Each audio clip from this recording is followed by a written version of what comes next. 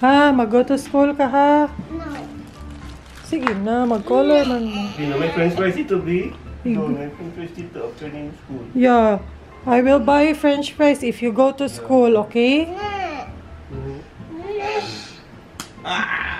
Pwede bawion pa ang bayad mi? Pwede to ma-refund? Ina nga, pwede ba wayon na mo 2,000? Grocery lang na mo Cebu. Lagi? Muragwa man yung pag-asa, uy. Good morning, everyone! So, ayun nga. First day of school ni Kali later. And parang wala talaga siyang plano, guys. You can feel it in my bones na ayaw talaga ni Khalil. Ayaw niya talagang mag-ano sa teacher.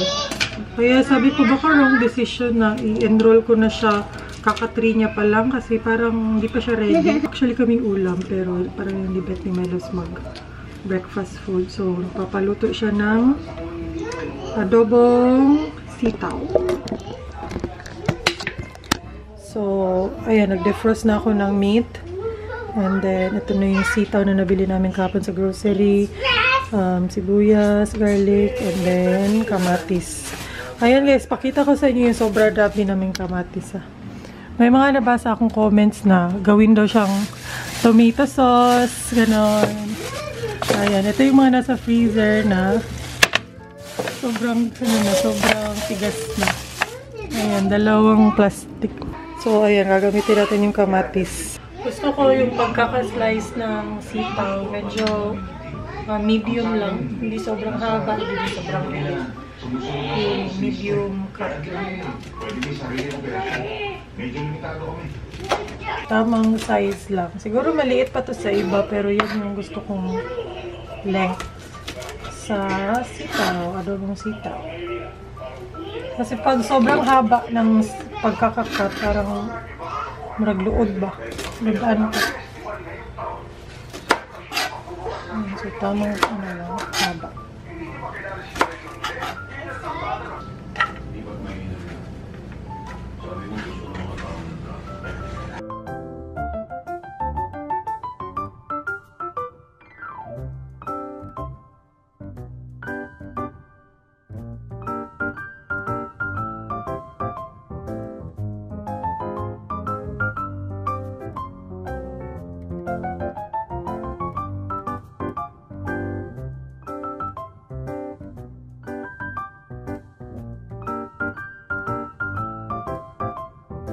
So, ayan, natapos ko na yung ingredients. Ayan yung sitaw, sibuyas, kamatis, garlic, and then, dito yung baboy. So, mix to ng taba and laman para mas masarap daw, sabi ni Melabs. So, yung style namin dito, guys, is i-crispy talaga namin siya. Pinapalabas ko muna yung taba yung oil ng taba. Tapos, piprituhin hanggang maging crispy. Kasi mas masarap pag very crispy yung baboy.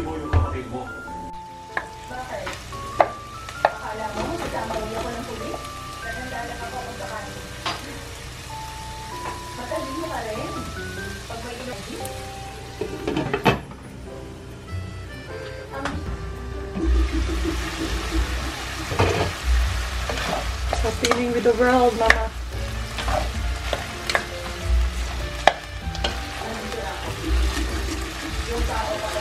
Ayan, kaya hindi ako naglagay ng mantika, guys, kasi alam ko sobrang mamantika nito.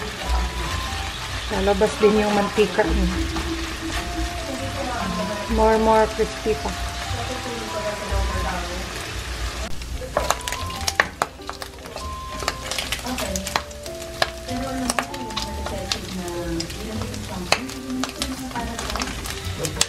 Agay po pa. Okay.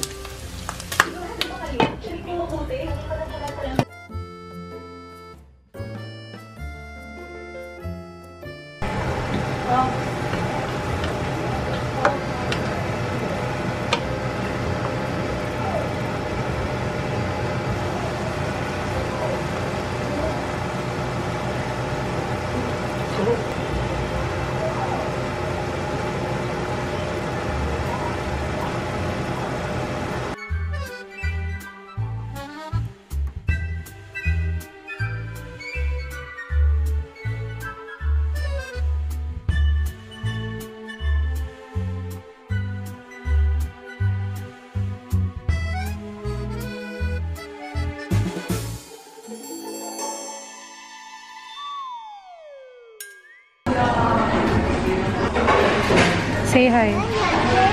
You want water?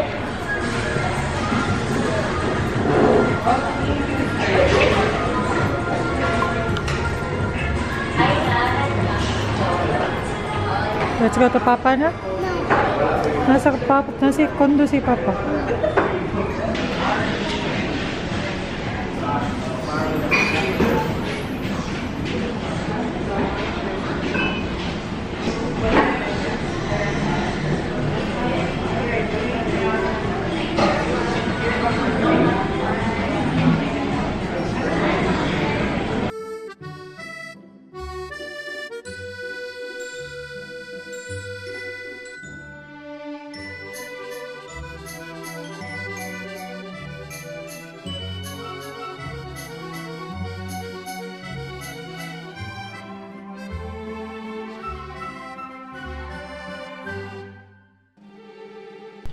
So, ayan guys, andito na kami sa condo. Best condo. Lobat. Pero nag-drop lang muna kami ng mga gamit. Kasi meron pa akong event sa SM City Cebu. Saglit lang naman yun. Mag-film lang kami ng TikTok or Instagram Reels. Kali! Ano na yan? So, ayan.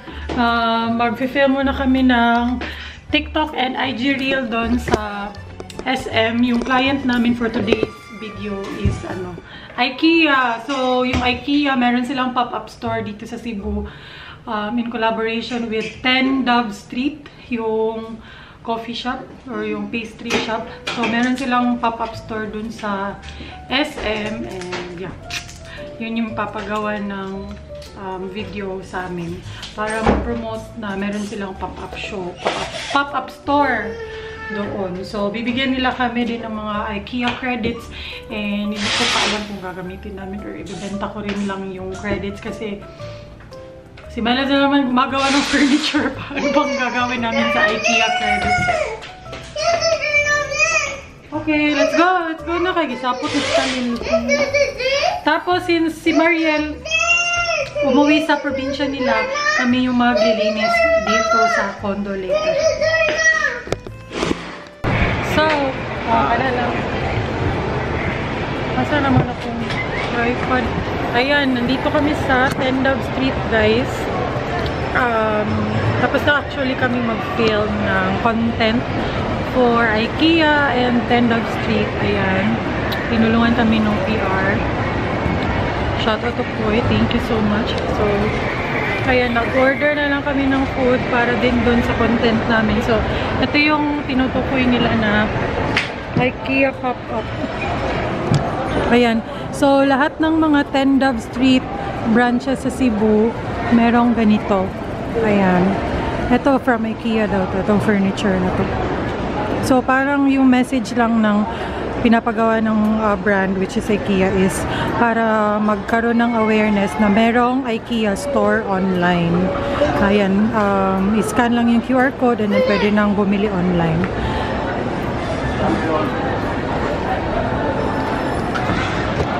So, hindi pa kami nagla-lunch, pero nabusog naman ako. Nabusog ako sa coffee at saka sa cookie. Pero si Khalil, hindi pa kasi siya kumakain ng rice. Kaya kailangan namin maghanap ng kakainan. Thank you! Nabusog ako sa cookies.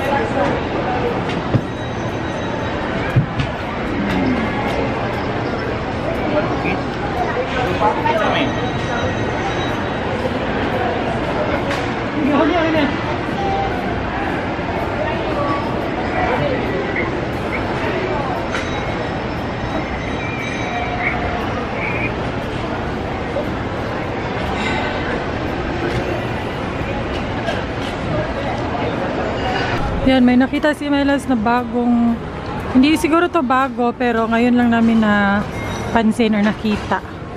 Ayan, Japanese food. Although, hindi ako ganun kahilig sa Japanese food, pero may mga gusto naman ako dito. Ayan, mga katsu. Ramen lang yung hindi ko ganun kabet. Tempura. Ayan, bet ko tempura.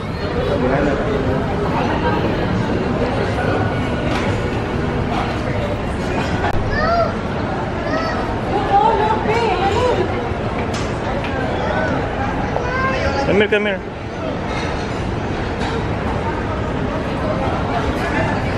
Wow, what is this? So hot. Ay, pila mo ka person to eh. Tulo.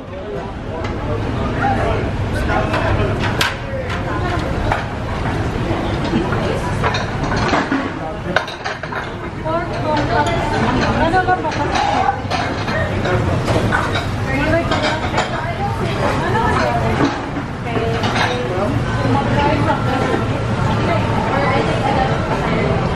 Cute ano yun?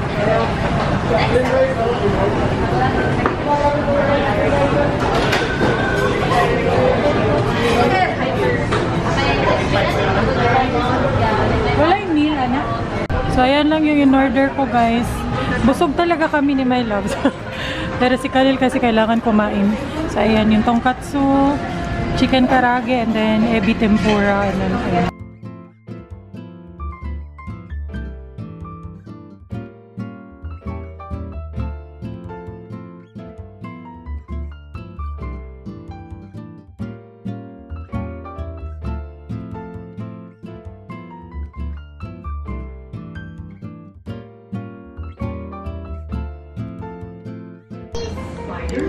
Balhin?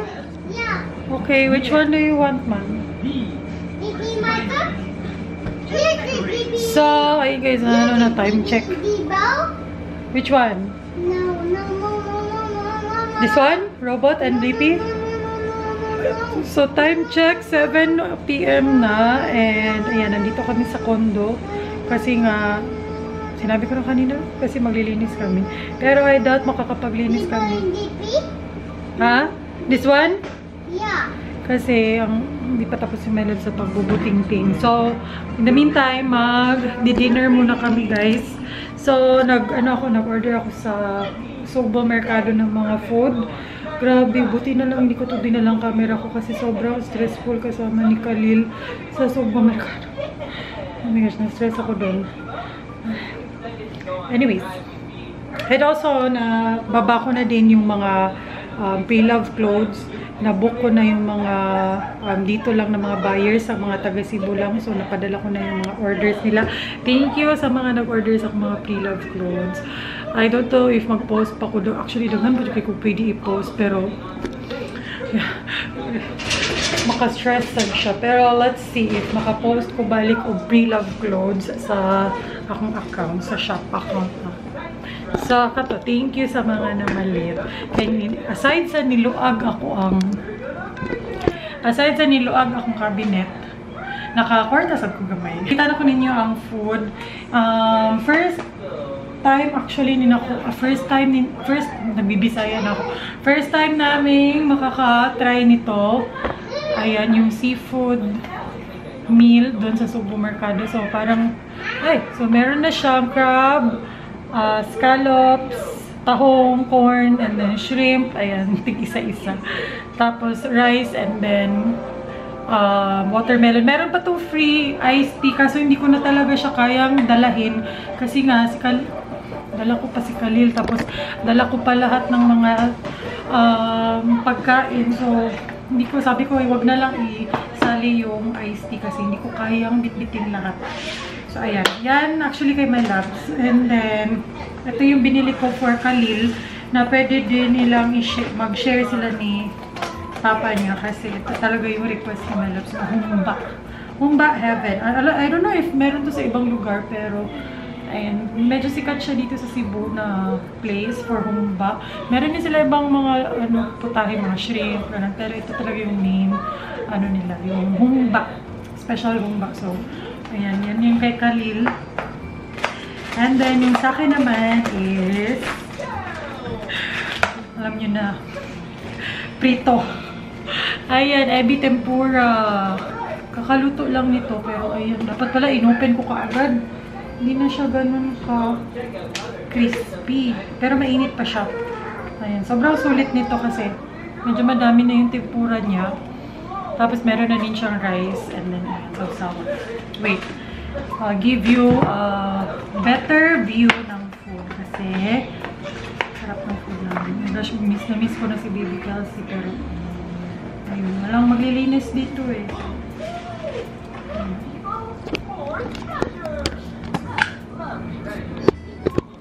So, ayan yung sinasabi kong humba. Ebi tempura with rice and then seafood. So, ayan. Okay, kita ang bilbil natin dyan. So, try natin yung ebi tempura. Try natin ito.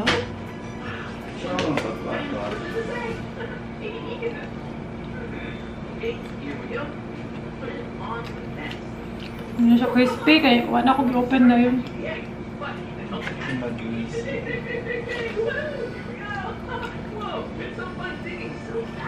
Wow! Mara?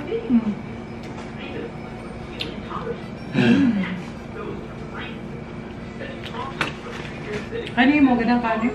Ikali lang. Per share mo? Mga, dili lang kakao mo. Kasi kali lang kung paano na.